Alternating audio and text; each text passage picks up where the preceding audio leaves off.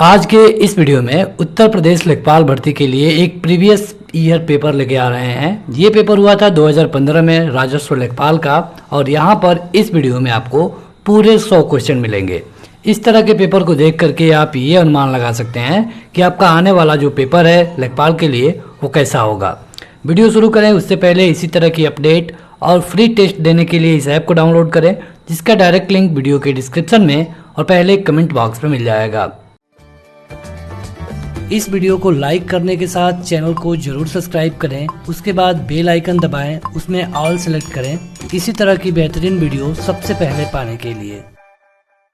यहाँ पे पूरे के पूरे 100 क्वेश्चन आपको मिलेंगे। आपको अपना उत्तर कमेंट करके बताना होगा हमसे पहले। अगर आप इस वीडियो को पार्ट वाइज देखना चाहते हैं तो डिस्क्रिप्शन में आपको लिंक मिल जाएंगे। चलिए शुरू करें वीडियो। पहला क्वेश्चन है और यहाँ पे जो रिक्त स्थान दिया गया है उसी की पूर्ति करनी है कि उसका हृदय इतना कोमल है कि मित्र तो क्या वह अपने किसको भी चोट नहीं पहुंचा सकता। अब यहाँ पे आपके विकल्प है सहयोगी, विपक्षी, प्रतिरोधी या फिर शत्रु। तो बताइए। देखिए आपको करना क्या होगा कि क्वेश्चन देखने के बाद अपना जो उत्तर है ना उसको कमेंट करके बताना है। यहाँ पे आपके विकल्प भी दिखेंगे। तो यहाँ पे सही उत्तर क्या होगा? शत्रु। पहला का डी वाला सही उत्तर होगा। यहाँ बढ़ते हैं तो देश रक्षा के लिए प्रत्येक नागरिक को रहना चाहिए प्रबुद्ध, संबद्ध, उद्यत, अद्यत। बताइए।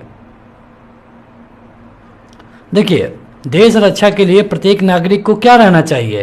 तैयार रहना चाहिए। सटीक तो ये है, लेकिन तैयार तो इसमें विकल्प में नहीं है। लेकिन अगर आप देखेंगे तो उद्यत का मतलब होता है तैयार, यानी कि क्वेश्चन नंबर दूसरे के लिए जो ऑप्शन नंबर सी है ये सही होगा। तीसरा है कि अरविंद शब्द का पर्यायवाची शब्द बताइए। अरविंद का, अरविंद किसका होता है? जैसे कि असरोज, जलज, अंबुज, सारंग, सरसिज, राजीव, पुंडरिक, तामरस, वारिज, किसका होता है ये सब? तो ये होता है कमल का। चौथा क्वेश्चन है कि यहाँ पे सही वाक्य का चयन करना है चौथे और पांचवें में। तो देखिए वाक्य है कि तुलसी अवधि के श्रेष्ठ कवि हैं और सूर ब्रजभाषी हैं। तुलसी और सूर अवधि और ब्रजभाषी के श्रेष्ठ कवि हैं। तुलसी और सूर क्रमशः अवधि और ब्रजभाषा के श्रेष्ठ कवि हैं। तुलसी अवधि के श्रेष्ठ कवि हैं और ब्रजभाषा के सूर हैं। तो आपको बताना है, इसमें एक ही चीज़ बताने की कोशिश की गई है कि जो तुलसीदास जी थे ये अवधि के लिए बेस्ट थे, लेकिन जो सूरदास जी थे ये ब्रजभाषा के लिए बेस्ट है। तो इसी को व्यक्त करने का सही तरीका कौन है? देखिए ये सही हो सकता था बशर्ते कि इसमें ये क्रमशः लग गया होता। तो जो क्रमशः लगने वाला वाक्य है यही सही होगा, क्योंकि क्रमशः का मतलब ये होता है कि जो पहले आया है उसके लिए पहला वाला। मतलब तुलसी पहले आए हैं तो ये अवधि के लिए है, सूर बाद में आए हैं तो ये बाद वाला यानी कि ब्रजभाषा के लिए है। यानी चौथे का सी वाला ऑप्शन सही होगा। पांचवा है कि जीवन और साहित्य का घोर संबंध है, जीवन और साहित्य का अगाध संबंध है, जीवन और साहित्य का घनिष्ठ संबंध है, जीवन और साहित्य का निकट संबंध है। तो बताइए। यहाँ ये बताने की कोशिश की गई है कि जो जीवन होता है और साहित्य ये दोनों एक दूसरे के बड़ा नज़दीक होते हैं, तो इसको हम कहते हैं घनिष्ठ संबंध है। छठवां क्वेश्चन है कि राजा सेवक को कंबल देता है। इस वाक्य में जो रेखांकित पद है मतलब कि को, इसमें कौन सा कारक है? अब देखिए ये जो क्वेश्चन था ये मतलब कि थोड़ा अलग तरीके का क्वेश्चन था, क्योंकि यहाँ विकल्प बदलेगा और ऑप्शन बदल जाएगा। यहाँ पे देखिए सही उत्तर राजा को यानी कि कर्म कारक।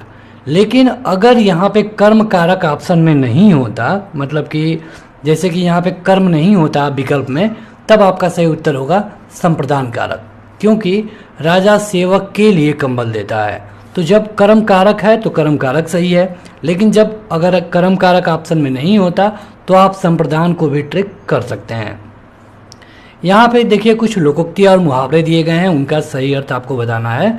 जैसे कि खिसियानी बिल्ली खंबा नोचे, इसका सही अर्थ क्या होगा? बताइए। खिसियानी बिल्ली खंबा नोचे मतलब कि अब किसी बात पर शर्मिंदा होकर के क्रोध करना। काठ की हाड़ी बार बार नहीं चढ़ती, इसको बताइए। काठ की हाड़ी बार बार नहीं चढ़ती, मतलब कि छल कपट का व्यवहार हमेशा नहीं चलता। आप किसी को एक बार कपट कर लेंगे उसके साथ, लेकिन बार बार नहीं कर सकते हैं। 9वां क्वेश्चन पे बढ़ते हैं। 8 हो गया था। 9वां है कि खूंटी शब्द का बहुवचन बताना है। इसमें से खूंटी, सभी खूंटियां लिखा गया है, लेकिन कौन सही है बस आपको ये बता देना है। तो खूंटी का होता है खूंटियां, ये वाला जो है ना ये सही होगा। ठीक है, ऑप्शन नंबर बी सही होगा।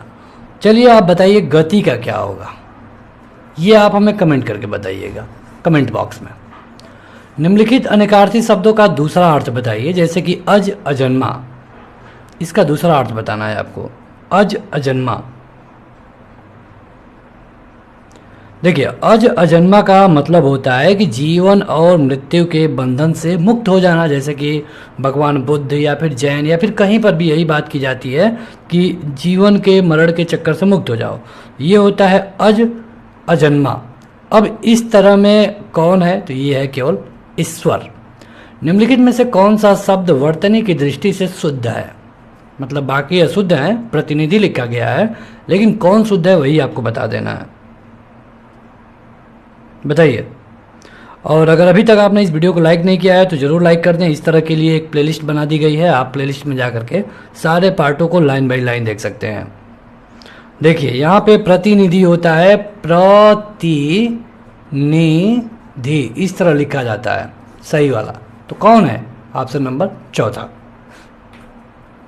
12 से 13 में विलोम बताना है, तो क्रिस का विलोम क्या होगा बताइए, ये आपके विकल्प हैं तुरंत।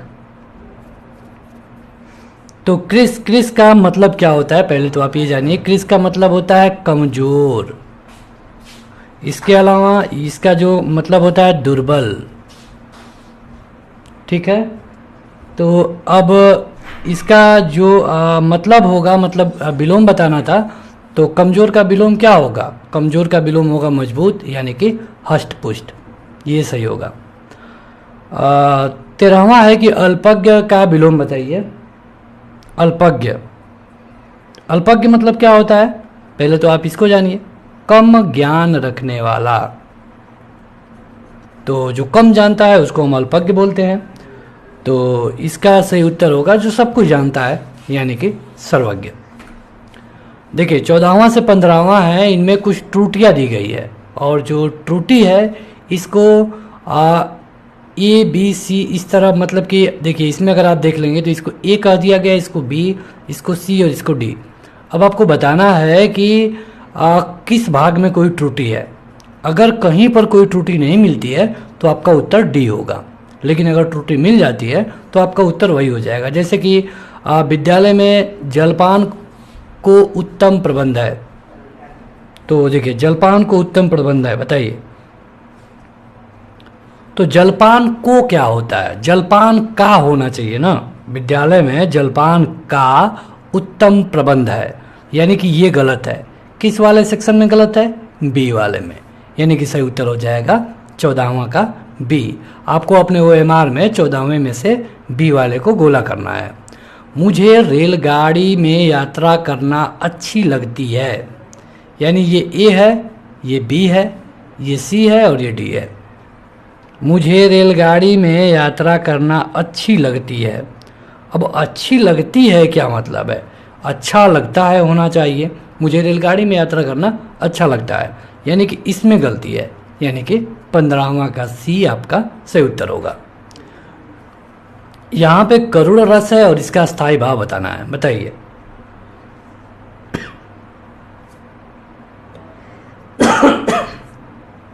और देखिए करुण रस का उत्पत्ति कहाँ से होती है, जब कोई मतलब दुख होता है तब करुण रस आता है, और इसके लिए अगर आप विकल्पों पे गौर करेंगे तो बस एक ही है, और यह है शोक। मैं खाना खा चुका था, इस वाक्य में कौन सा भूतकालिक भेद है, बताएं। देखिए प्रीवियस ईयर पेपर के क्वेश्चन देखने से आपको आगामी पेपर के बारे में एक थोड़ी सी जानकारी हो जाती है, तो आपको प्रीवियस ईयर के साथ साथ प्रैक्टिस सेट भी करना चाहिए। ढेर सारे वीडियो ऑलरेडी अपलोड है चैनल पे, आप जाके देख सकते हैं। मैं खाना खा चुका था, तो इसमें जो होगा ये पूर्ण भूतकाल होगा, क्योंकि काम हो चुका था, काम खत्म हो चुका था, मैं खाना खा चुका था। निम्नलिखित में से कौन सा शब्द तत्सम है? तत्सम, तत्सम मतलब कि जो संस्कृत के समान हो, संस्कृत से निकला हो और लगभग उसी के जैसा हो। तद्भव मतलब कि जो संस्कृत से निकल चुका हो। तो यहाँ पे आपको बताना है तत्सम। बताइए। तो यहाँ पे जो आपका सही उत्तर होगा ये होगा अग्र। ठीक है, अग्र मतलब होता क्या है? आगे। तो आगे क्या है? ये तद्भव है। ठीक है, और अग्र क्या है? तत्सम है। चलिए एक बता देते हैं हम, आपको आग का तत्सम बताना है। आग का तत्सम क्या होगा ये आप हमें कमेंट करके बताएंगे कमेंट बॉक्स में। अगला है कि ठठेरा शब्द का लिंग परिवर्तन कीजिए। मतलब ठठेरा है और उसकी जो फीमेल होगी उसको अब क्या कहेंगे? बताइए।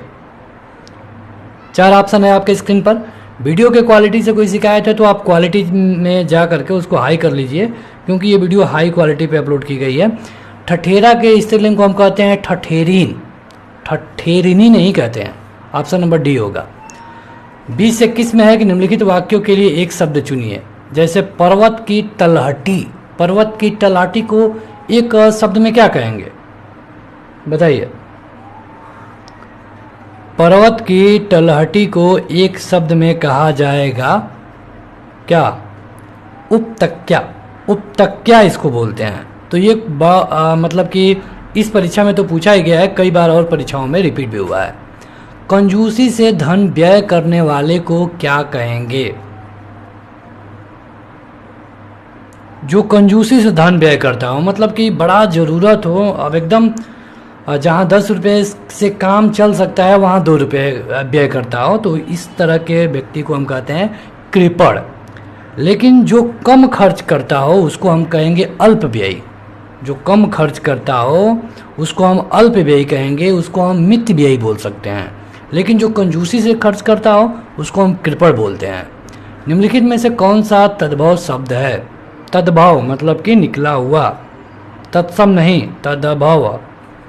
सही उत्तर हो जाएगा कुपुत्र, क्योंकि कुपुत्र का जो तत्सम होता है ये होता है कपूत। ठीक है, कपूत। तो चलिए आप बताइए, जो उलूक है यह एक तत्सम है, आपको इसका तद्भव बताना है। उलूक, उलूक बड़ा आसान क्वेश्चन है तो आप बता देंगे। देशांतर में कौन सा समास है? देखिए, अगर कहीं पे थोड़ी बहुत आपको दिखने में दिक्कत हो रही है तो हम आपको बता दे रहे हैं। देशांतर पूछा गया है, देशांतर में समास ऑप्शन है बहुब्रीहि, द्वंद्व, द्विगु और कर्मधारय है। बताइए। देखिए, जहाँ पर उत्तर पद प्रधान हो जाए और मतलब कि के समान, के जैसा, इस तरह का भाव आ जाए तो उसको हम कहते हैं क्या? कर्मधारय। यानी कि ऑप्शन नंबर डी सही होगा। अंबर पनघट में डुबो रही, तारा घट उषा नागरी, इसमें कौन सा अलंकार है?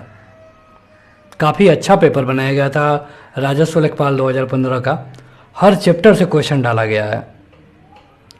तो देखिए, अंबर पनघट में डुबो रही, अंबर पनघट, पनघट को अंबर जैसा बताया गया है। ठीक है, और यहाँ पे उपमेय और उपमान जैसे कुछ देखने को मिल रहा है। तो जहाँ पे उपमेय और उपमान वाली कंडीशन आ जाए उसको हम कहते हैं रूपक, रूपक अलंकार। तो हिंदी का अंतिम क्वेश्चन है कि निर्धन में कौन सी संधि है? संधि से अंतिम क्वेश्चन पूछ ही लिया गया। बताइए। निर्धन में, तो निर्धन को अगर आप संधि विच्छेद करेंगे तो क्या होगा? निहि और धन धन, तब तो आप बता ही देंगे क्योंकि आसान हो गया। यहाँ पे है विसर्ग, यानी कि हो जाएगा विसर्ग संधि। ये त्रिभुज ABC में यदि A 90 डिग्री है और जो भुजा A है ये 25 सेंटीमीटर है, B बराबर 7 सेंटीमीटर है, तो tan B का मान बताइए। देखिए, ये एग्जाम 2015 में हुआ था, तो आज के हिसाब से अगर लेवल देखा जाए तो ये काफ़ी आसान क्वेश्चन है, क्योंकि इसका त्रिभुज कुछ आप इस तरह बना सकते हैं। कहा गया है कि कोण A है ये 90 डिग्री है, यानी कि यही A होगा, और जब ये होगा तो इसके सामने वाली भुजा A हो जाएगी जो कि है 25 सेंटीमीटर। यहाँ पे कहा गया है B के बारे में कोई एग्जैक्ट जानकारी नहीं है, तो B को हम इसको मान लेते हैं और जब बी हम इसको मानेंगे तो ये भुजा बी हो जाएगी और इसकी लंबाई हो जाएगी 7 सेंटीमीटर। ए बी तो ऑटोमेटिक ये क्या हो जाएगा सी। अब अगर आप देखेंगे तो जब समकोण त्रिभुज होता है तो कर्ण का वर्ग शेष दो भुजाओं के वर्ग के बराबर होता है। तो अगर आप इस हिसाब से काउंट करेंगे तो ये होगा √25 का स्क्वायर माइनस 7 का स्क्वायर। अब 25 का होता है 625, 7 का होता है 49, अगर आप घटाएंगे तो हो जाएगा 576 और √576 का मतलब होता है 24। यानी कि यहाँ से आपको एक चीज़ पता चल गया कि ये 24 होगा। इस तरह निकालने से बढ़िया है कि अगर आपको ट्रिपलेट वाला रूल याद होगा तो आप आसानी से डायरेक्ट वहाँ पे हल कर सकते हैं। अब पूछा गया है कि tan b का मान बताइए, तो tan बराबर होता क्या है पहले तो आप ये जानिए। तो tan बराबर होता है आपका लंब बटा आधार। अगर हम बात करें b की तो tan b यानी कि b के लिए लंब कौन हो जाएगा, तो लंब हो जाएगा 7 और आधार कौन हो जाएगा तो 24, यानी कि उत्तर होगा 7/24। ऑप्शन देखिए तो आपका ऑप्शन नंबर सी सही होगा। तो इस तरह ये बड़ा आसान क्वेश्चन था। अगला देखते हैं जो कि अच्छा क्वेश्चन है। 50 प्रेक्षणों के एक समूह का मानक विचलन 8 है, प्रत्येक प्रेक्षण को 2 गुना किया जाता है, तो मानक विचलन का मान क्या हो जाएगा। तो क्वेश्चन अच्छा है, आप कमेंट करके बताइए कि आपके हिसाब से इसका उत्तर क्या होगा। देखिए एक तो डायरेक्ट आप इस तरह भी लगा सकते हैं कि जब मानक विचलन 8 है और प्रत्येक प्रेक्षण में 2 गुना किया गया है, यानी कि जो मानक विचलन होगा उसमें भी 2 गुना हो जाएगा, तो सीधे सीधे आप बता सकते थे कि 8 दुना के हो गया 16। ठीक है, आप इस तरह बता सकते थे। अगर आप फार्मूला से लगाना चाहेंगे तो मानक विचलन बराबर क्या होता है √σ x²/n। अब यहाँ पे जो x होता है इसका मान क्या होता है x माइनस x बार, यानी कि आप कहिए कि माध्य। n का मतलब क्या है प्रेक्षणों की संख्या। अगर आप फार्मूला से लगाते हैं तो प्रेक्षणों की संख्या। अब यहाँ पे दिया गया है मानक विचलन, यानी इसका मान दिया जा चुका है कितना 8। अब 8 और हर मानक विचलन में 2 से गुणा किया गया है, यानी कि कर देंगे 2, तो इस तरह हो जाएगा 16। वैसे अगर आप डायरेक्ट ही हल करेंगे तो आपके लिए भी काफ़ी आसान होगा। यहाँ पे देखिए एक नंबर दिया गया है और आपको बताना है कि x का मान क्या रखें कि इस जो आंकड़ा दिया गया है इसका बहुलक 27 हो जाए। बहुलक मतलब क्या होता है, जो सबसे ज़्यादा बार आया होता है वही बहुलक होता है। तो देखिए यहाँ पे अगर आप 25 को देखेंगे तो ये 3 बार आया है। 26 को देखेंगे तो ये भी 3 बार आया है। 27 को देखेंगे तो ये भी 3 बार आया हुआ है। अब अगर हम चाहते हैं कि 27 ही बहुलक हो तो इससे क्या होना चाहिए कि इस 3 से अधिक ही आना चाहिए, मतलब सबसे अधिक आना चाहिए। तो अभी तक 3 आया है और अगर एक और 27 होता तो जो 27 की वैल्यू है ये 4 हो जाती है और जिसकी वैल्यू सबसे ज़्यादा होती है वही बहुलक होता है, यानी कि इस x के जगह पे हमको रखना पड़ेगा 27। आगे बढ़ते हैं तो अगला क्वेश्चन है कि 60 लीटर के मिश्रण में अम्ल और पानी का अनुपात 2:1 के अनुपात में है। इसमें कितना पानी मिलाया जाए ताकि अम्ल और पानी का अनुपात 1:2 के अनुपात में हो जाए। अब देखिए पूरा 60 लीटर है, इसका जो अनुपात है ये 2:1 के अनुपात में है, यानी कि 2 मतलब कि 40, 1 मतलब कि 20। ये हो जाएगा आपका एसिड, ये हो जाएगा आपका वाटर। अब कह रहा है कि इसमें कितना पानी मिलाया जाए, इसी में आपको मिलाना है। इसको स्थिर रखना है कि जो पहला वाला है ये नीचे वाले का 2 गुना हो जाए। ठीक है, मतलब ये 2 गुना हो जाए, इसके 2 का वैल्यू आ जाए। तो अब क्या करेंगे, अब इसको तो आपको स्थिर ही रखना है, लेकिन जो नीचे वाला है इसको इस 40 के 2 गुने पे लाना होगा, तभी तो 1:2 का होगा। तो 40 का 2 गुना होता है 80, यानी कि इस 20 को बनाना है 80। कितना जोड़ेंगे 60 जोड़ेंगे, यानी कि आपका उत्तर आ जाएगा 60 लीटर।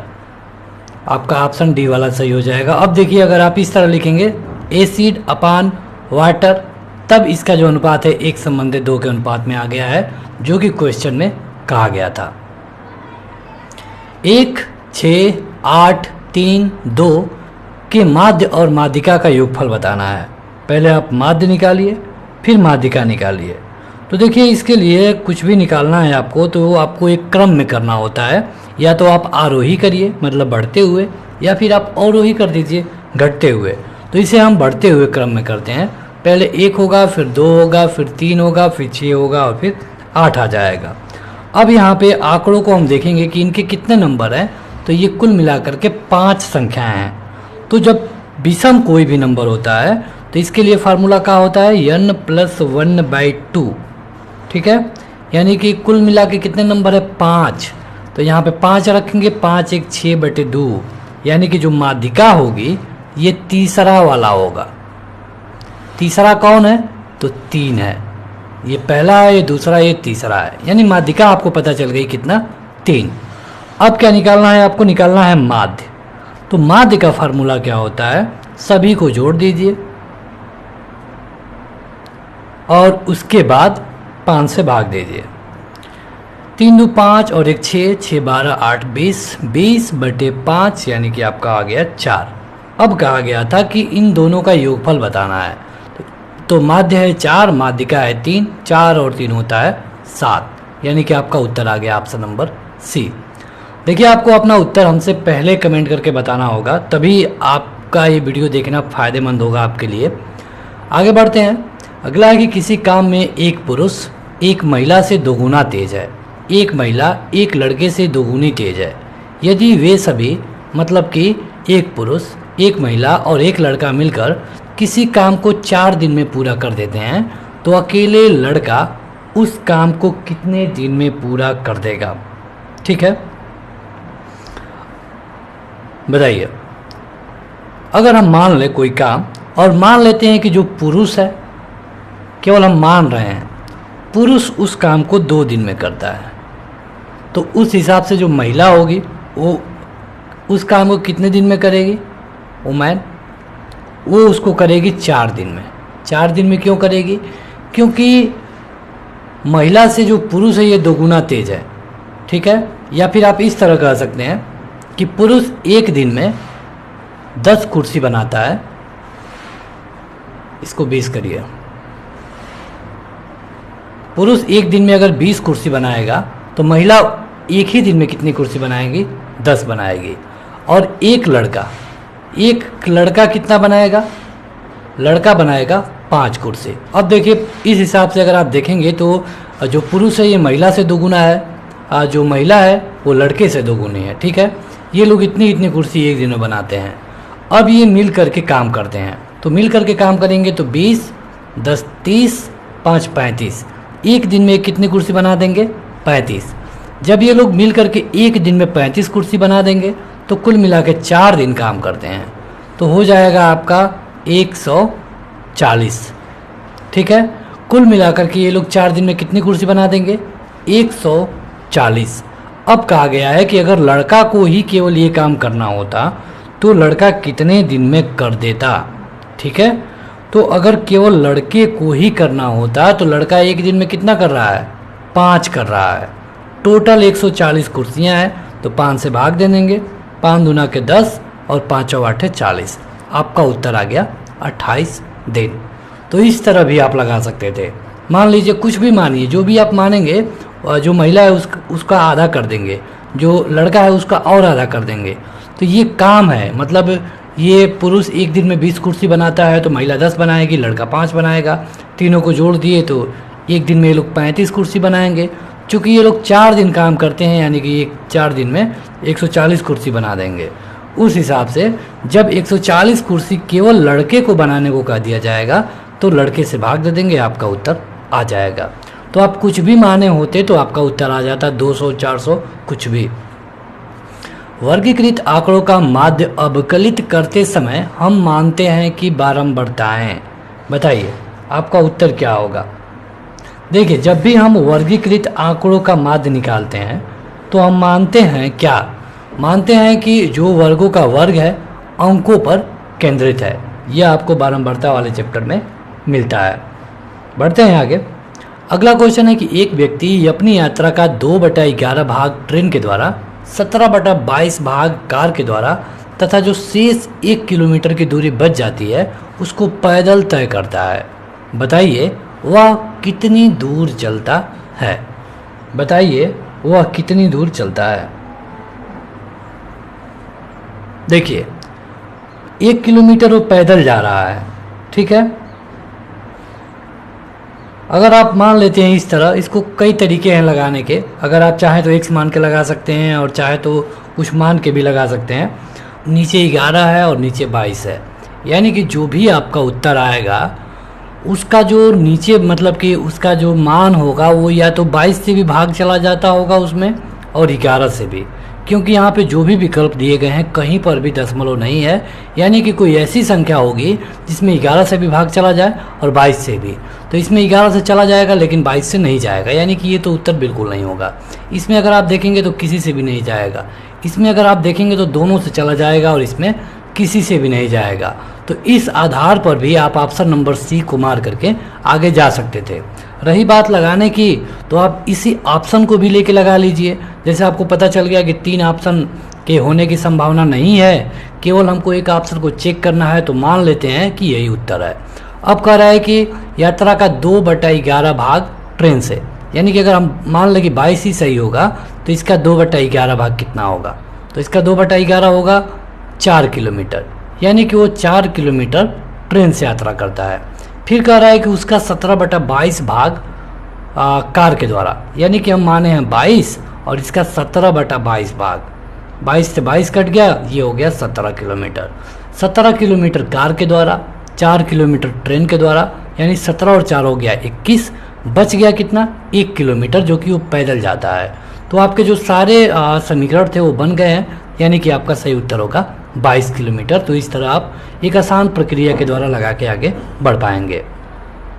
यदि किसी धनराशि पर ब्याज 1 पैसा प्रति रुपया प्रति माह हो तो वार्षिक ब्याज दर का परसेंटेज क्या होगा। मतलब कि 1 महीने का ब्याज कितना लगता है आपका 1 पैसा, कितने पर 1 रुपया पर। तो यहाँ लिखिए कि 1 महीने का ब्याज 1 पैसा।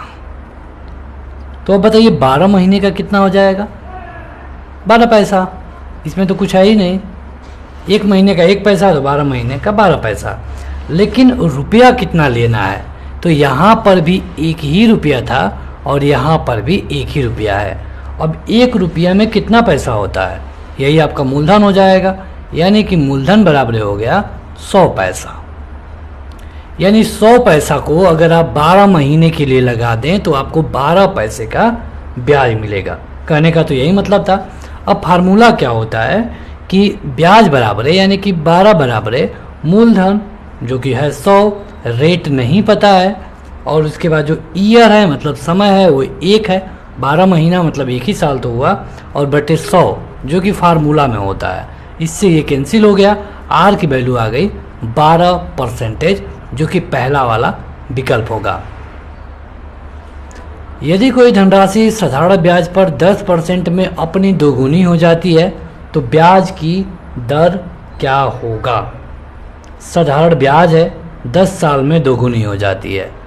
मान लीजिए कि 5,000 रुपया आप लगाए हैं 10 साल में, रेट नहीं पता है। फार्मूला ये होता है मूलधन गुणे दर गुणे समय बटा 100, और आपका ब्याज कितना आना चाहिए 5,000 ही आना चाहिए। क्यों? क्योंकि जब कोई धनराशि में 5,000 का है और 5,000 फायदा ब्याज आ जाएगा तो कुल मिला के 10,000 हो जाएगा, यानी कि वो धनराशि क्या हो जाएगी दुगुनी हो जाएगी। देखिए 5,000 से 5,000 कट गया, 1 0 से 1 0 कट गया, आर बराबर हो गया 10%। कितना आसान क्वेश्चन था। अगर आप ज़्यादा इधर का उधर करेंगे तो गड़बड़ होगा। कुछ भी मान के यहाँ पे पी मान के आप लगा सकते थे।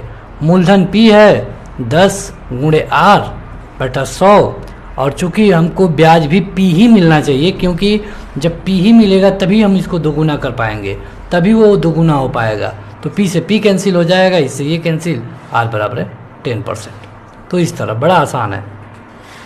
किसी संख्या को 8% बढ़ाने पर और 3% से घटाने पर प्राप्त संख्याओं के बीच 407 का अंतर है। तो आपको बता देना है कि मूल संख्या क्या है। देखिए, कह रहा है कि अगर उसको हम 8% बढ़ा दें, ठीक है, 8% क्या कर दें, बढ़ा दें, और 3% घटा दें, मतलब घटाना मतलब माइनस ही होता है ना। 3% घटाने से, एक बार घटाने का मतलब है, मतलब उसको 3% की हानि हुई है, यानी कि -3। अब कह रहा है कि अगर इन लोगों को आपस में घटाया जाए तो इनका अंतर आता है 407। अब ये जो अंतर है ना, इसका मतलब है फिर से घटाना। एक बार 8% लाभ, एक बार 3% हानि, लेकिन अब इन दोनों को घटाना है। तो ये है +8, माइनस और माइनस का गुणा होगा तो हो जाएगा प्लस और 3, यानी कि हो गया 11। अब किसी भी संख्या का 11% कितना है, 407 है, यानी वो संख्या क्या होगी, तो संख्या होगी 407 × 100/11। अगर आप 11 से इसमें भाग देंगे तो ये जाएगा 11 × 33 और 11 × 7 = 77, यानी कि आपका उत्तर आ जाएगा 3700, जो कि ऑप्शन नंबर डी है। इसमें जो ये पॉइंट है यही आपको समझना है कि जो ये 3% घटाना का शब्द 2 बार आया है। पहली बार ये जो घटाना आया है उसके लिए ये वाला माइनस लगाए हैं, दूसरी बार ये वाला जो घटाना आया है उसके लिए ये वाला माइनस लगाए हैं। अगर यहीं पे कहा गया होता कि इन दोनों को ऐड करने पर, तो यहाँ पर हम ऐड कर देते और जो कि 5 आता, लेकिन यहाँ पे ये जुड़ जाएगा क्योंकि उल्टा हो रहा है। यदि एक वृत्त की परिधि उसके व्यास से 18.6 सेंटीमीटर अधिक है तो वृत्त का व्यास क्या होगा, ठीक है, बताइए, लगाइए आप भी, क्योंकि जब तक आप खुद कोशिश नहीं करेंगे कुछ भी नहीं होने वाला है। और ये तो उस समय का क्वेश्चन है, काफ़ी आसान है। वृत्त की परिधि मतलब कि 2πr, व्यास मतलब कि 2r, कितना है, इतना। अब तो ये काफ़ी आसान हो गया, क्योंकि आपको r की ही वैल्यू निकालनी पड़ेगी, क्योंकि जब आप r की वैल्यू निकाल देंगे तो उसका दोगुना कर देंगे तो व्यास का मतलब आ जाएगा। यहाँ से अगर आप चाहें तो इसको कॉमन ले लें, ये 2r कॉमन ले लीजिए, तो ये हो गया π-1 और ये 18.6, तो 2r बराबर हो गया 22/7 - 1 बराबर है 18.6।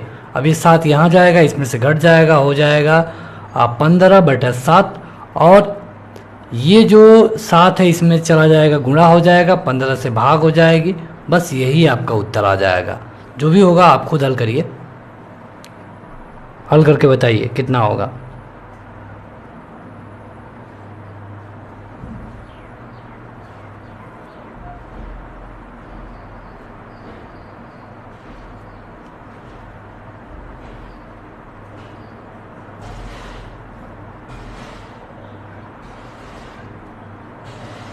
यही आपका उत्तर होगा, ऑप्शन नंबर डी वाला।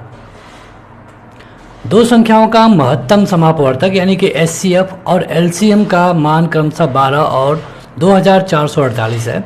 यदि संख्याओं का अंतर 60 है तो बताइए कि संख्याओं का योगफल अगर हम करेंगे तो कितना होगा।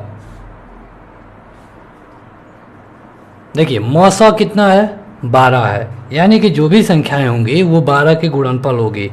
मान लेते हैं कि संख्या है 12A और 12B। मौसा 12 है, यानी कि 12 तो दोनों में कॉमन होगा, और जब कॉमन होगा तो एक संख्या को हम 12A माने हैं, दूसरी संख्या को हम 12B माने हैं। अब जैसा कि आपको पता होगा कि जो संख्याओं का गुणनफल होता है वो उसके लघुत्तम और महत्तम समापवर्तक के गुणनफल के बराबर होता है, यानी कि 12A गुणे 12B बराबर 12 गुणे 2448। अब इस 12 से ये 12 कट गया, इस 12 से आप कटाएंगे तो 12 दूना के 24 और 12 चौक 48, यानी कि ए बी बराबर हो गया 204। ठीक है, जब ए बी बराबर आ गया 204, और अगर आप आगे जाएंगे तो कहा गया है कि इन संख्याओं का अंतर 60 है, यानी कि 12a माइनस 12b बराबर कितना है 60 है। 12 कॉमन ले लीजिए, a माइनस बी बराबर है 60 है, यानी कि a माइनस बी बराबर है 5 है। a माइनस बी का मान आ गया 5, ए बी का मान आ गया 204।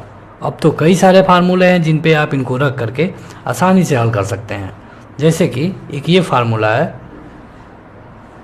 ए square plus b square minus 2ab। अब अगर आप यहाँ पे रखेंगे 5 को तो ये हो जाएगा 25, ठीक है।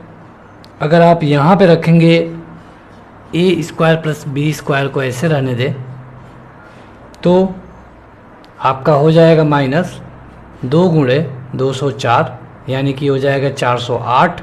और 408 जब इधर जाएगा तो ये जुड़ जाएगा, 408 धन 25 बराबर है ये हो गया 3 और ये हो गया 3, ये 433। ए स्क्वायर प्लस बी स्क्वायर बराबर हो गया 433। अब फिर से अगर आप चाहें तो इसको रख करके वहाँ पे हल कर सकते हैं। जैसे कि ए प्लस बी का होल स्क्वायर बराबर है a square plus b square plus 2ab, ठीक है। यहाँ पे आपको रख देना है 433 और धन 2ab का मान है 204, यानी कि हो जाएगा 408। अब 433 और 408 यानी कि हो जाएगा 841। अंडर रूट 841 मतलब जो ये पावर है इसको हम इधर ले गए तो ये आ गया आपका 29, यानी कि a प्लस बी का मान आ गया 29। और जब a प्लस बी का मान आ गया 29 तो कहा गया है कि संख्याओं का योगफल बताइए। अब संख्याओं में 12 से आप गुणा कर देंगे, यही आपका उत्तर आ जाएगा, हो जाएगा 348। तो ये काफ़ी बड़ा हो गया लेकिन पूरा विस्तार में है। अगर इस तरह आपको समझ में नहीं आएगा तो इससे आसान कोई भी और फार्मूला नहीं हो सकता है। कोई व्यक्ति 8 रुपये में 10 वस्तुएं खरीदता है, उन्हें 1 रुपये 25 पैसे प्रति वस्तु की दर से बेच देता है, तो आपको बताना है लाभ। 8 रुपये में 10 खरीदा है, ठीक है, तो कितना रुपए पड़ा पहले तो आप ये जान लीजिए। तो एक वस्तु का पड़ा उसको 80 पैसे, ठीक है। 80 पैसे में खरीदा है, 1.25 में बेचेगा, कितना लाभ कमा रहा है तो 45 पैसे। कितना पैसा वो खर्च किया था 80 पैसे और गुणे 100, बस 20 5 100, 20 चौको 80 और बस यही आपका 45 गुणे 5/4 उत्तर आ जाएगा। अगर आप इसको हल करेंगे तो हो जाएगा ये 225/4 यानी कि 56 सही 1/4 पहला वाला उत्तर होगा। तो ये काफ़ी आसान क्वेश्चन है। एक आयताकार मेज की ऊपरी सतह का जो परिमाप है ये 28 मीटर है, इसका क्षेत्रफल 48 मीटर स्क्वायर है। तो मेज के विकर्ण को आपको बता देना है कि विकर्ण कितना होगा। काफ़ी आसान क्वेश्चन है, बताइए। पहले उसका परिमाप दिया है यानी कि 2a प्लस बी बराबर दे दिया है 28, यानी कि अगर हम a प्लस बी कर लें तो हो जाएगा 14। अब इसका क्षेत्रफल दिया है यानी कि a इंटू बी बराबर दिया है 48, ठीक है। a प्लस बी बराबर 14, a इंटू बी बराबर 48। तो अब कह रहा है कि बता दीजिए कि a और b का पहले आपको अलग अलग मान निकालना पड़ेगा। अगर आप इसको सोचें तो सोच के भी लगा सकते हैं कि क्या दो संख्याएं हैं जिनको जोड़ने पर 14 हो रहा है और गुणा करने पे 48। तो सोचिए, सोच के आप लगा सकते हैं। अगर आप a की वैल्यू 6 रखें, b की वैल्यू 8 रखें तो क्या होगा, जोड़ेंगे तो 14 हो जाएगा और गुणा करेंगे तो 48 हो जाएगा। यानी कि आप इस तरह सोच के भी लगा सकते हैं कि a की वैल्यू या तो 6 होगी या फिर 8 होगी, b की वैल्यू या तो 8 होगी नहीं तो 6 होगी। अब इनका विकर्ण बताना था। अब देखिए ये 6 हो गया, ये 8 हो गया, अब इसी को बता देना है। तो ये तो काफ़ी आसान हो गया क्योंकि ये ट्रिपलेट है। 6 अगर 8 होता है तो ये आसानी से 10 हो जाएगा, जो कि आपका उत्तर है। तो अगर आप चाहें तो a प्लस बी का होल स्क्वायर पे जा करके a और b का मान निकाल सकते थे, लेकिन अगर आप थोड़ा सा दिमाग यूज करेंगे तो इसको लगा लेंगे। आपको ये करना है कि पहले 12 और 2 करना है। 12 और 2 14 हो गया, लेकिन 12 दूना के 48 नहीं होता है। अब क्या करना है 11 और 3 करना है। 11 और 3 14 तो हो रहा है, लेकिन 11 तिहाई 33 होगा, 48 नहीं हो गया।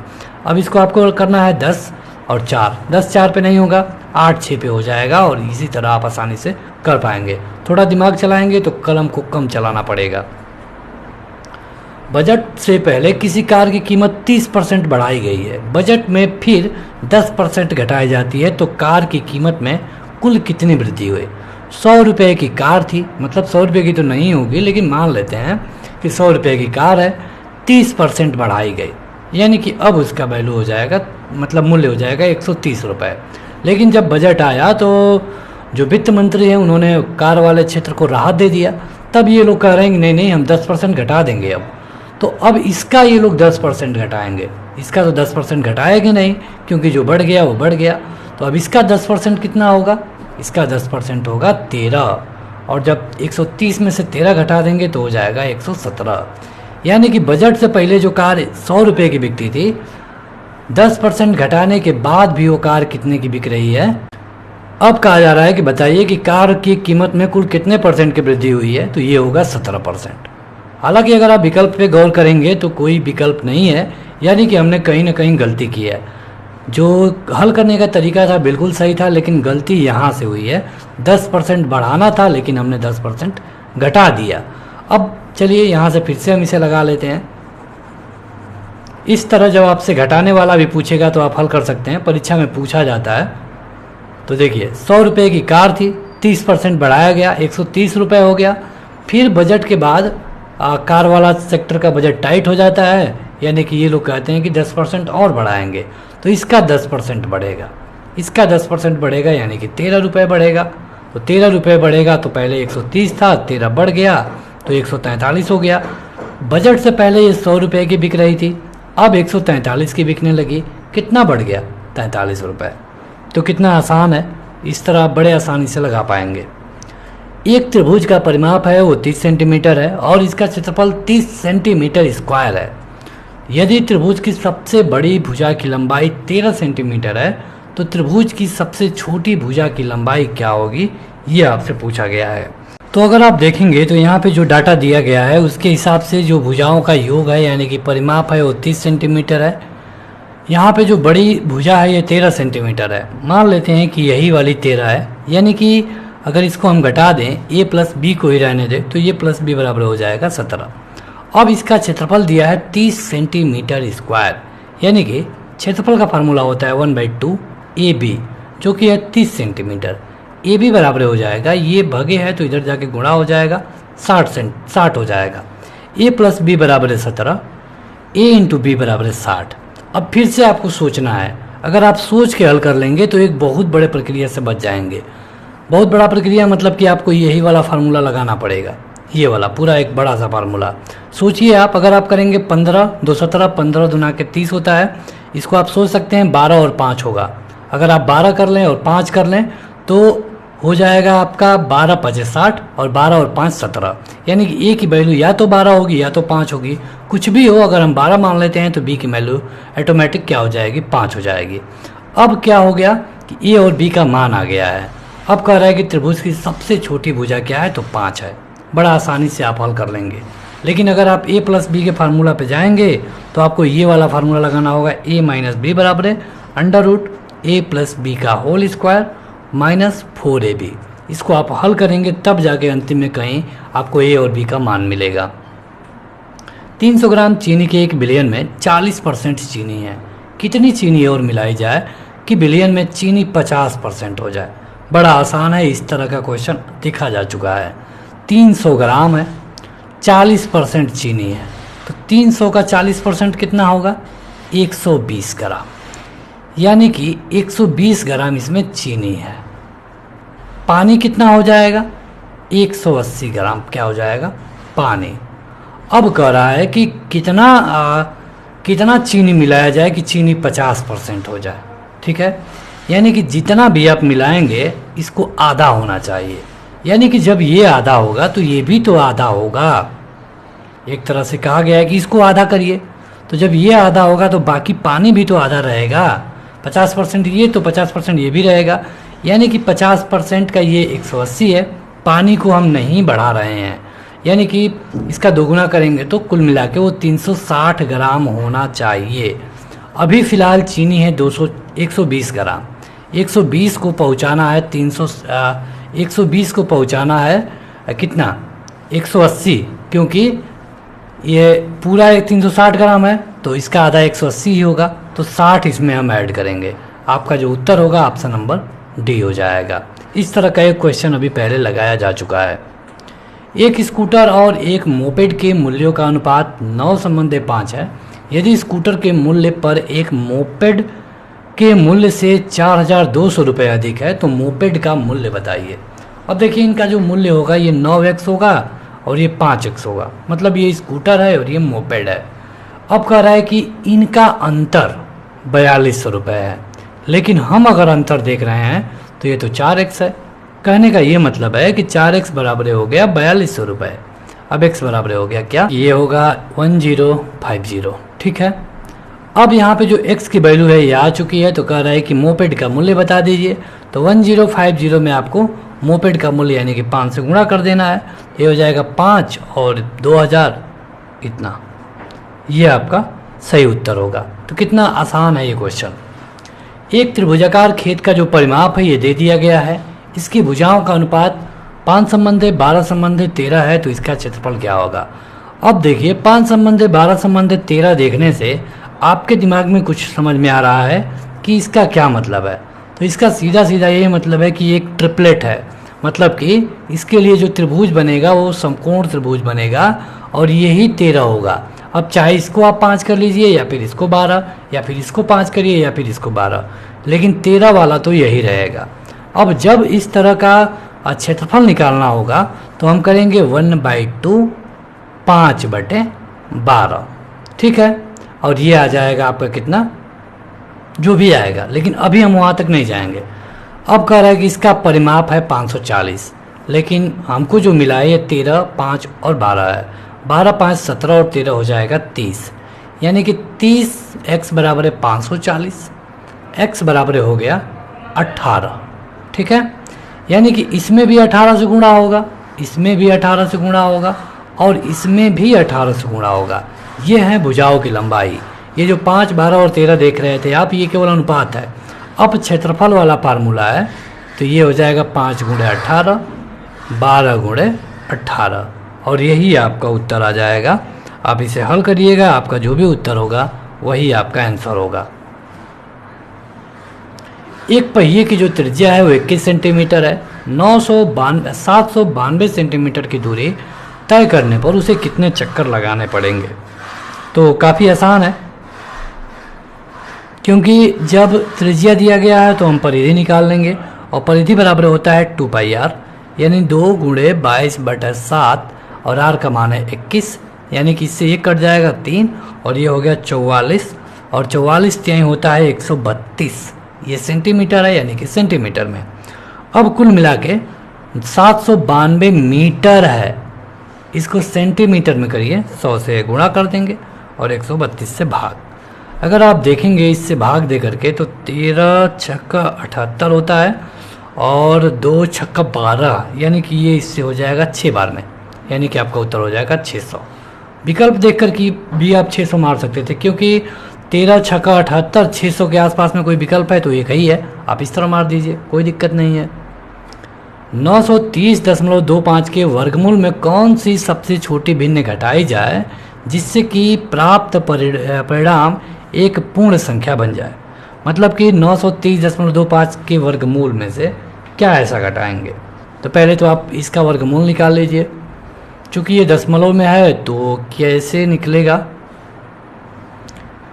जब दशमलव में है तो इसका बस एक ही फार्मूला है कि आप भाग विधि लगाइए, तभी कुछ हो सकता है। और चूँकि हम यहाँ से जोड़ा बनाते हैं, यानी कि 3 तिली के 9, ये हो गया 6 और ये हो गया 30। ठीक है, अब जब 30 आ गया तो कुछ नहीं होगा 30 में, क्योंकि अगर 1 भी रखेंगे तो 61 हो जाएगा। 2 5 को उतार लेंगे और 2 संख्याएं आई हैं, यानी 0 हो गया और 5, यानी कि 5 यहाँ पर भी और 5 यहाँ पर भी, और 25 और 2 3 0। ठीक है, ठीक है। आपका कितना आ गया ये भी 30.5, ये आपका आ जाएगा 30.5, ठीक है। अब कह रहा है कि 30.5 में से क्या घटाएं कि पूर्ण वर्ग बन जाए, तो 30.5 में से इसी को घटा दीजिए, 0.5 को। 0.5 को क्या कहते हैं, 1/2, यानी कि ऑप्शन नंबर सी सही हो जाएगा। तो इस क्वेश्चन में कुछ भी नहीं था। अगर आप भाग विधि से वर्गमूल निकालना चाहते हैं तो सब कुछ है। 5 संबंध 3, 5 सही 3/4, 4 सही 4/5, 7 सही 3/8 के योगफल में से कौन सा भिन्न जोड़ा जाए ताकि जो रिजल्ट है एक पूर्ण संख्या आ जाए। अब देखिए इस तरह में क्या करना होता है कि जो आपको नंबर दिए गए होते हैं उनको आप अलग जोड़ लीजिए और जो बाकी के चीज़ें उनको आप अलग जोड़ लीजिए। 3/4, 4/5 और 3/8, इनको जोड़ेंगे तो 7 4 11 5 16 हो गया। इनको अगर आप जोड़ेंगे तो इन्हीं में थोड़ी मेहनत करनी पड़ेगी। ये 20 40 40 होगा और 40 होगा तो ये हो जाएगा आपका 30 और 8 चौको 32 और ये हो जाएगा 15, ठीक है। जोड़ेंगे आप तो हो जाएगा 47 77, यानी कि 16-77/40, यानी कि आप इसको अगर हल करेंगे तो ये कितना हो जाएगा, 40 का इसमें गुणा हो जाएगा तो ये हो जाएगा लगभग 40 तो 40 ही रहेगा।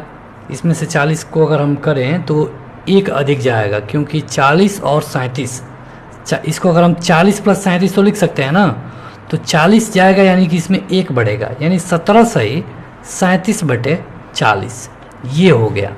अब इसमें से कह रहा है कि क्या जोड़ा जाए कि जो रिजल्ट है वो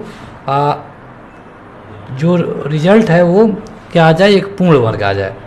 तो इसके लिए अगर आप चाहेंगे तो इस 37/40 को देखना होगा, यानी एक में से हम 37/40 को घटा देंगे और ये हो जाएगा आपका 3/40, यानी कि अगर हम 3/40 को जोड़ दें तो ये 40 हो जाएगा और ये आपका उत्तर 18 आ जाता, ठीक है। यानी कि आपका उत्तर होगा 3/40। 3 संख्याओं का योगफल है 392। पहली संख्या का दूसरी संख्या से अनुपात दिया है तो संबंध 3, दूसरी का तीसरी से अनुपात दिया है 5 संबंध 8, तो आपको बता देना है कि तीसरी संख्या क्या होगी। 2 3 5 8। अब देखिए इसको आप चाहें तो इसे भी लगा सकते थे कि इन दोनों को बराबर करिए, यानी कि 5 से इसमें गुणा कर दीजिए, 3 से इनमें गुणा करिए। तो 5 से करेंगे तो 10 15, 3 से इसमें करेंगे तो 15 और 8 3 24, यानी कि ए हो गया 10, बी हो गया 15 और सी हो गया 24, ठीक है। अब कह रहा है कि तीनों का अनुपात 392 है। जोड़िए आप 10 15 25 और 25 में 24 जोड़ेंगे हो जाएगा 49। हमारा आ गया 49, लेकिन यहाँ पे दिया गया है 392। 392 में आप भाग दीजिए 49 से, तो 4 8 32 और 9 8 72, यानी कि हो जाएगा 8। अब कह रहा है कि तीसरी संख्या बताइए। तीसरी संख्या है 24, तो 24 में आप इसी 8 का गुणा कर दीजिए, ये आपका उत्तर आ जाएगा 2 और इसके बाद से ये 19 192। समझ में आया होगा। हमने क्या किया कि पहले इस बी वाले को बराबर किया है, तो इनमें जो था ये एक है और ये दूसरा है, तो इनमें हमने 5 का गुणा कर दिया, इसमें 3 का गुणा कर दिया है, हो गया। तो इस तरह आप हल कर पाएंगे। मैथ का ये अंतिम क्वेश्चन है। अभी तक अगर आपने इस वीडियो को लाइक नहीं किया है तो ज़रूर लाइक कर दें। इसके जो पार्ट वाइज अगर आप सेक्शन देख रहे हैं तो बाकी के क्वेश्चन का लिंक डिस्क्रिप्शन में मिलेगा, आप चाहें तो वहाँ जाकर एक फुल वाली वीडियो में भी इन सबको देख सकते हैं। तो देखिए इसको हल करना कोई उतना मुश्किल नहीं है। अगर आप देखेंगे तो 27 को आप लिख सकते हैं 3 का पावर 3x, ठीक है, लिख सकते हैं कि नहीं। अगर आप इसको देखेंगे तो 9 को 3 का पावर 2 लिख सकते हैं, इसको 3 का पावर x, इसको ऊपर ले जाइए। जब आप ऊपर ले जाएंगे तो ये x माइनस हो जाएगा, यानी 3 का पावर 2 माइनस x हो जाएगा, ठीक है।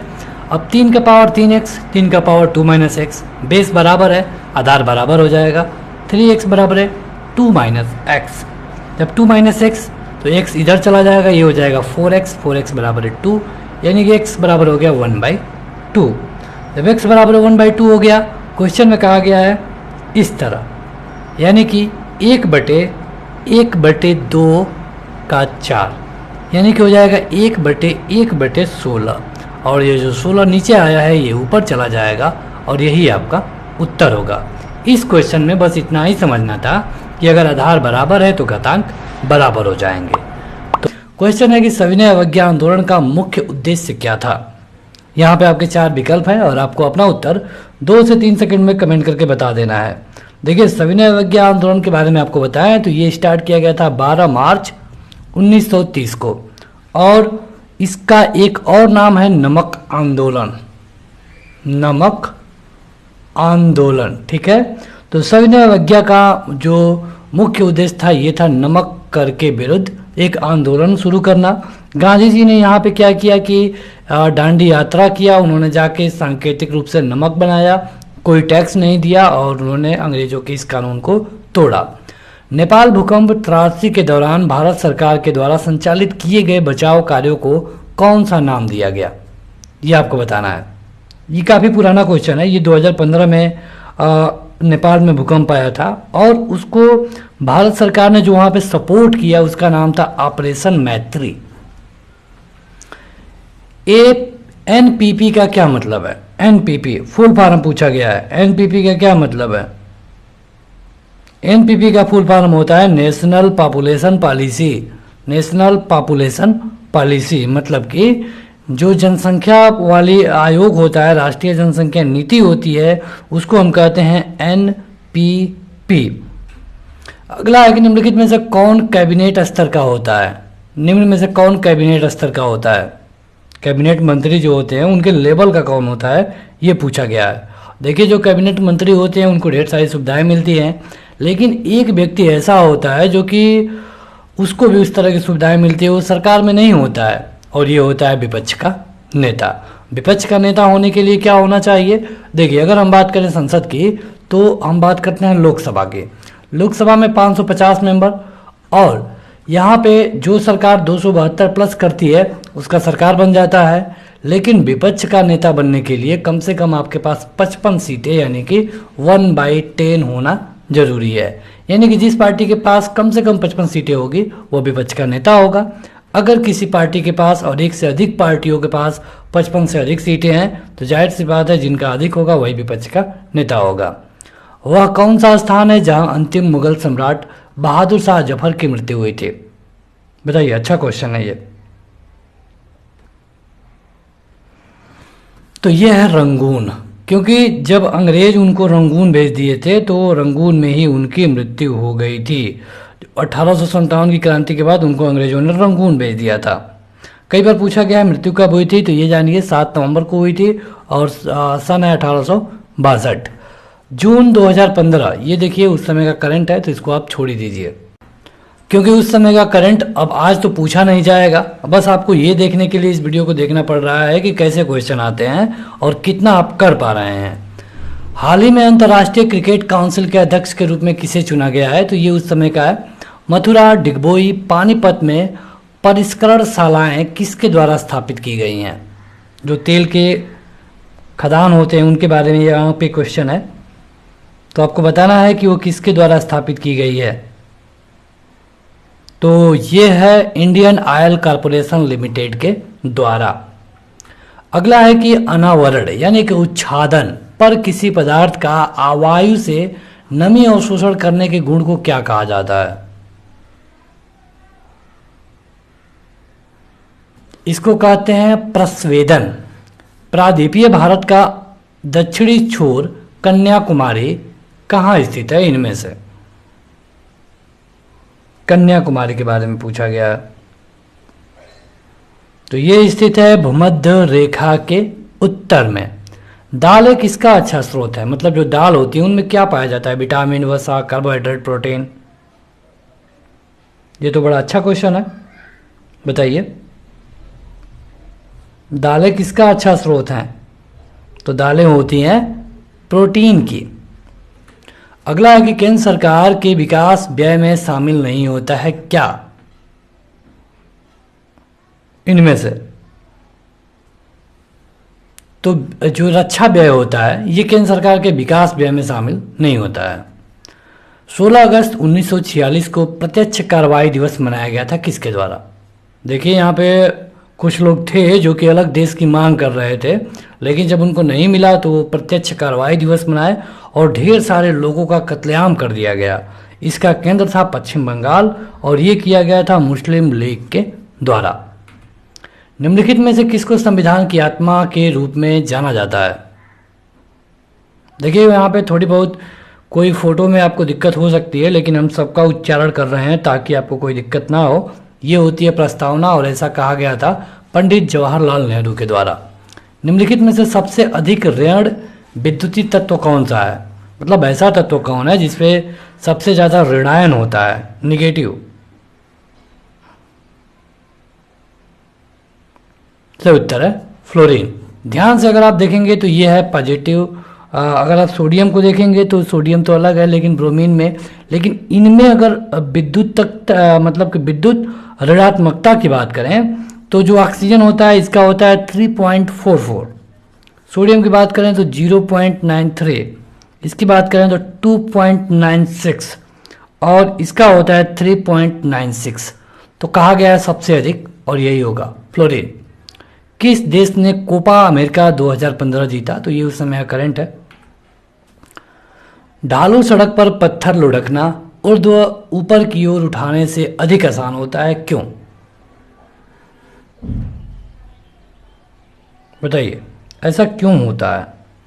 तो ऐसा इसलिए होता है क्योंकि पत्थर को लुढ़काने में किया गया कार्य उसे उठाने की अपेक्षा कम होता है। कोई पत्थर यहाँ पे है, इसको नीचे करना है तो आसानी से कर देंगे, लेकिन अगर इसको उठाने के लिए बोल दिया जाए तो ज़्यादा मेहनत लगेगी। अंतर्राष्ट्रीय गमन यानी कि माइग्रेशन क्या है?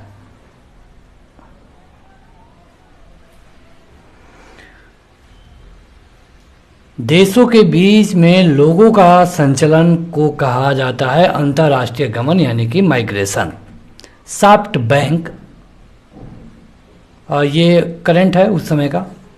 भारत की उच्चतम वार्षिक वर्षा कहाँ पर दर्ज की गई है? तो ये भी उस समय का करंट है। आपको 2015 के करंटों पे ध्यान नहीं देना है, बस ये जान लेना है कि करंट के क्वेश्चन काफ़ी मात्रा में पूछे जाते हैं। किसी भी वैकेंसी के लिए आपको 1 से लेके 1.5 साल तक के करंट पढ़ने होते हैं। अगर लेखपाल भर्ती हो रही है तो यहाँ पे अगर आप 1.5 साल पहले तक के करंट पढ़ लेते हैं तो वो काफ़ी होगा। हमारे खून में ऑक्सीजन का परिवहन एक प्रोटीन के द्वारा होता है, आपको उसका नाम बता देना है। खून में ऑक्सीजन का परिवहन इसे कहते हैं हीमोग्लोबिन। शतपथ ब्राह्मण और तैत्तिरीय ब्राह्मण ये मतलब कि किसमें है? सामवेद, यजुर्वेद, ऋग्वेद, अथर्ववेद, ये किसमें है बताइए? शतपथ ब्राह्मण ये और ये दोनों है यजुर्वेद में, क्योंकि जो शुक्ल यजुर्वेद ये सब यजुर्वेद में ही आता है। अगला क्वेश्चन है कि चौरी चौरा की घटना कब हुई थी? ये गोरखपुर की घटना है उत्तर प्रदेश की और ये हुई थी 5 फरवरी 1922 को। जब असहयोग आंदोलन चल रहा था तो उस समय कुछ लोगों ने एक पुलिस चौकी में आग लगा दी जहाँ पे 22 पुलिस वाले जल के मर गए थे। इसको चौरी चौरा घटना कहा गया। निम्नलिखित में से कौन सी समिति ने मूल कर्तव्यों को संविधान में सम्मिलित करने का सुझाव दिया? मतलब किसके कहने पर मूल कर्तव्यों को संविधान में जोड़ दिया गया? तो जोड़ा गया था सरदार स्वर्ण सिंह समिति के सिफारिश पे। कितने मूल कर्तव्य जुड़े? 10 जुड़े। कब जुड़े? तो 1976 में। बाद में सन 2002 में एक मूल कर्तव्य और जोड़ दिया गया। पहले से 10 थे, बाद में एक जुड़ा, यानी कि अब इनकी संख्या हो गई 11। लोकसभा चुनाव के लिए उम्मीदवार बनने की न्यूनतम आयु सीमा कितनी है? कम से कम लोकसभा के लिए 25 साल। क्या आप बता सकते हैं कि राज्यसभा के लिए कितना होगा? चलिए हम ही बता देते हैं 30 साल। आप बताइए कि राज्यपाल के लिए कितना होगा? राज्यपाल के लिए मिनिमम उम्र सीमा क्या होनी चाहिए? उत्तर प्रदेश राज्य के वित्तीय स्वास्थ्य की देख रेख तथा सरकारी लेन देन में पारदर्शिता लाने के लिए कौन सी वेबसाइट तैयार की गई है? अब देखिए ये परीक्षा हुआ था 2015 में 13 सितंबर को, तो उस हिसाब से क्वेश्चन पूछा गया है। तो जो उत्तर होगा वो हम उसी हिसाब से बताने की कोशिश करेंगे। ये जो क्वेश्चन है भले ही ग्रामीण विकास का है, लेकिन ये करंट का भी क्वेश्चन है और उस समय जो वेबसाइट थी ये थी कोसवानी। अगला है कि उत्तर प्रदेश में लिंगानुपात 2001 में 898 से 2011 में कितना पहुंच गई है। तो ये क्वेश्चन अगर अब भी पूछा जाएगा तब भी आपका उत्तर वही होगा जो कि 2015 में था। कहने का मतलब ये है कि जो उत्तर प्रदेश में लिंगानुपात है तो वो था 2001 की जनगणना में 898, 2011 में ये कितना हो गया है। तो देखिए, अगर हम 2011 जनगणना की बात करें तो लगभग 20 करोड़ की जनसंख्या थी। अगर हम 2021 की जनगणना जब भी कंप्लीट होगी तो उम्मीद ये किया जाता है कि इस बार जो जनसंख्या होगी 23 से 24 करोड़ के आसपास जा सकती है। लेकिन अगर हम बात कर रहे हैं केवल 2011 का, क्योंकि क्वेश्चन 2011 से है, तो यहाँ पे 19.98 करोड़ कुल मिलाकर जनसंख्या थी और यहाँ पे जो जनसंख्या अनुपात था ये था 912 का। यानी कि जब तक 2021 के नए जनगणना का डेटा नहीं आ जाता है तब तक आपका जो सही उत्तर होगा ये 912 ही होगा। अगला है कि किस मंडल को विश्व के उत्कृष्ट कालीन उद्योगों का केंद्र माना जाता है। ऑप्शन है आजमगढ़, मिर्जापुर, देवीपाटन और अलीगढ़। बताइए। आपको अपना उत्तर हमारे उत्तर बताने से पहले बता देना है। आप काउंट भी करते रहिए आप कितना सही कर रहे हैं, ताकि अंत में आप अपना रिजल्ट बता पाएँ। सही उत्तर है मिर्जापुर। अब कालीन से आपको पता हो जाना चाहिए कि ये मिर्ज़ापुर है। मिर्ज़ापुर आप देखे ही होंगे, जो कि एक वेब सीरीज थी। तो मिर्ज़ापुर भदोही विभाग को कालीन उद्योग क्षेत्र का केंद्र माना जाता है, ठीक है। और भदोही को कई जगह मतलब कालीन नगर के नाम से भी जाना जाता है। दक्षिण एशिया में सबसे ज़्यादा हाथ की बुनी हुई कालीन यहाँ से बनती है। अगला है कि जमाबंदी से क्या मतलब है। जमाबंदी, देखिए लेखपाल के पेपर में यही वाला सेक्शन थोड़ा सा अलग होगा, बाकी सब तो आप पढ़ते ही पढ़ते हैं। तो जमाबंदी के बारे में बताइए। जमाबंदी का मतलब ये है कि जो भू अधिकार होते हैं उनका प्रलेख करना, मतलब कि इसके लिए ऑप्शन नंबर बी सही होगा। जैसे कि जो भारत के उत्तरीय राज्य हैं जैसे कि पंजाब, हरियाणा, राजस्थान, हिमाचल, यहाँ पे इस तरह की चलता है। ये है भूमि अधिकारों का प्रलेख करना, जमाबंदी। उत्तर प्रदेश में किस प्रकार की मिलें सबसे अधिक संख्या में हैं। अब देखिए, ये क्वेश्चन पूछा गया था मतलब कि 2015 में। तो 2015 की हम बात करें तो इसके लिए सही उत्तर होगा चावल। और ये लगभग यहाँ पे जो उत्तर प्रदेश है, अगर आप देखेंगे पश्चिम बंगाल के बाद तो यहाँ पे चावल होता है और इसलिए यहाँ पे इसकी मिलें भी हैं। अगला है कि SGSY का पूरा नाम क्या है। ये एक स्टैटिक ग्राम समाज का क्वेश्चन है। इसका पूरा नाम होता है स्वर्ण जयंती ग्राम स्वरोजगार योजना। स्वर्ण जयंती ग्राम स्वरोजगार योजना, ये कौशल प्रशिक्षण के द्वारा ये बनाई जाती हैं। अगला है कि मध्य भारत में 1 बीघा कितने हेक्टेयर के बराबर होता है। ये क्वेश्चन बहुत महत्वपूर्ण है अगर आप लेखपाल की तैयारी कर रहे हैं तो।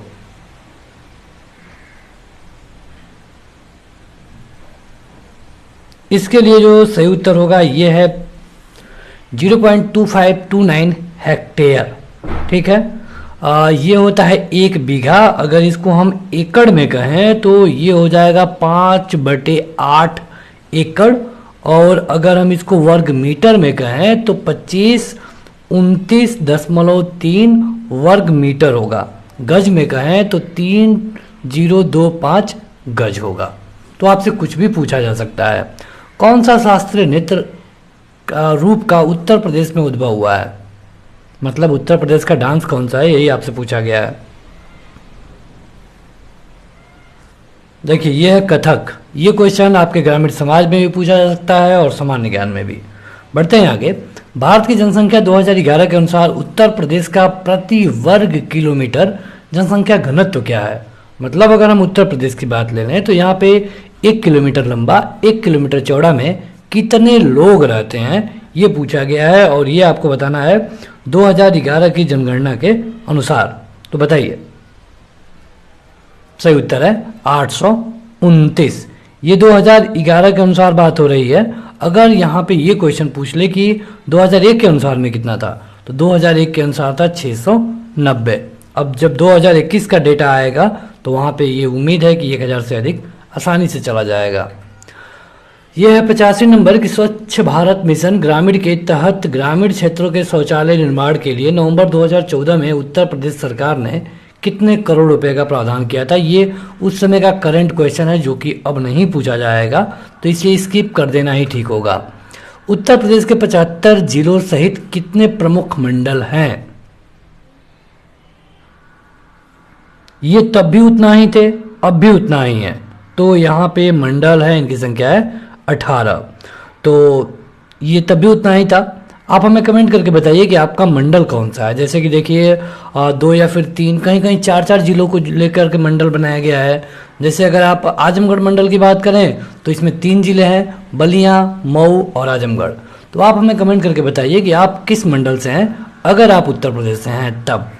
राष्ट्रीय ग्रामीण पेयजल कार्यक्रम के तहत 2022 तक देश के हर ग्रामीण व्यक्ति को उनके घरेलू परिसरों में या फिर घरों के क्षैतिज या फिर ऊर्ध्वाधर दिशा में 50 मीटर की दूरी से कम पर कितने लीटर प्रति व्यक्ति प्रतिदिन पेयजल उपलब्ध होना चाहिए।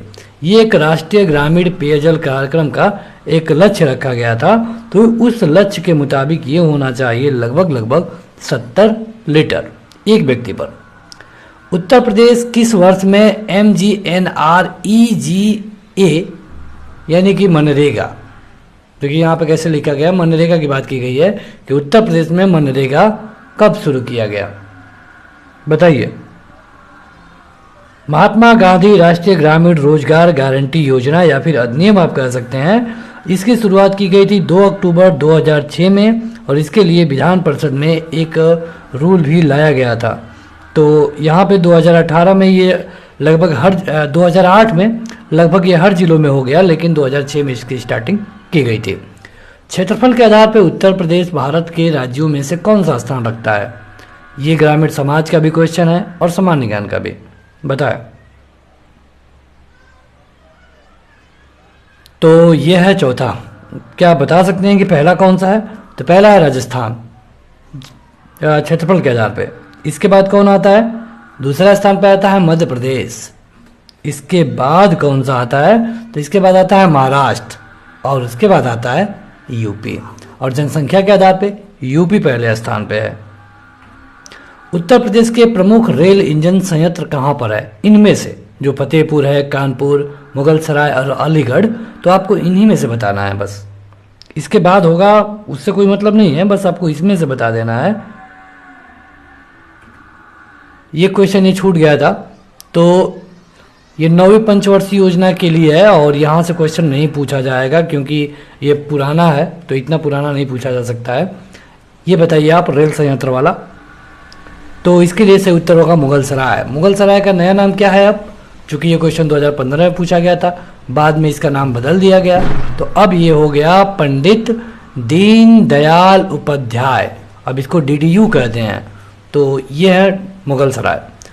सामाजिक वानिकी कार्यक्रम का उद्देश्य निम्नलिखित सभी क्षेत्रों में बड़े पैमाने पर वृक्षारोपण के सिवाय क्या है? ये आपको बताना है।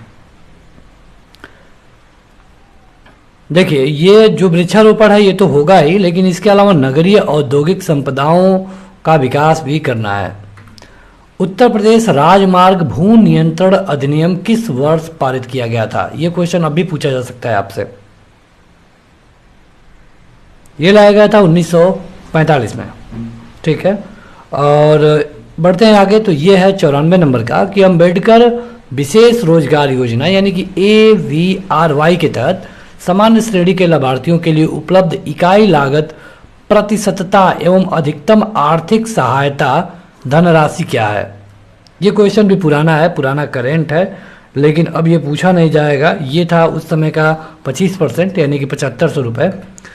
मध्याह्न भोजन कार्यक्रम मिड डे मील प्रोग्राम के तहत मध्याह्न भोजन पकाने, परोसने और भोग करने में स्वच्छता का ध्यान रखने के लिए जांच पड़ताल कितनी आवृत्ति पर करनी चाहिए?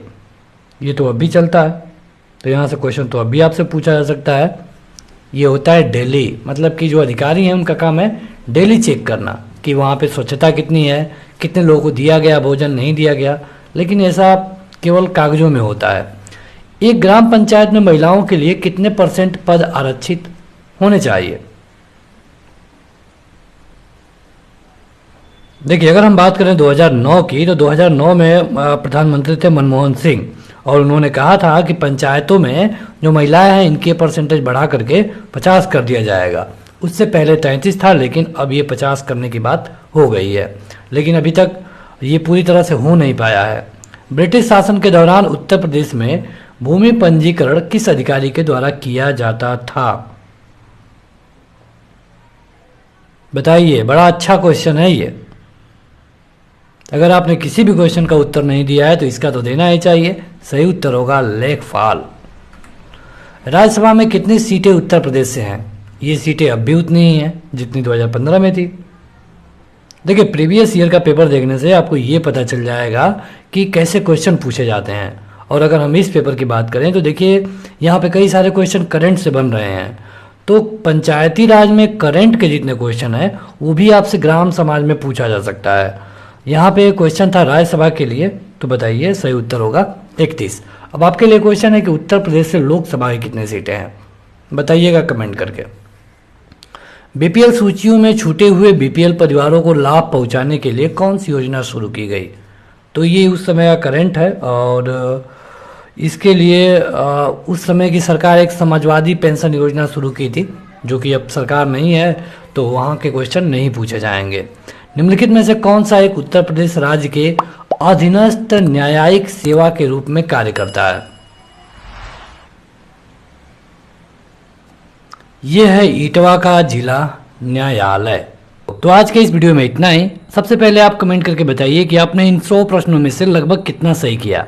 इसी तरह की वीडियो के लिए वीडियो को लाइक करें, चैनल को सब्सक्राइब करें। Thank you.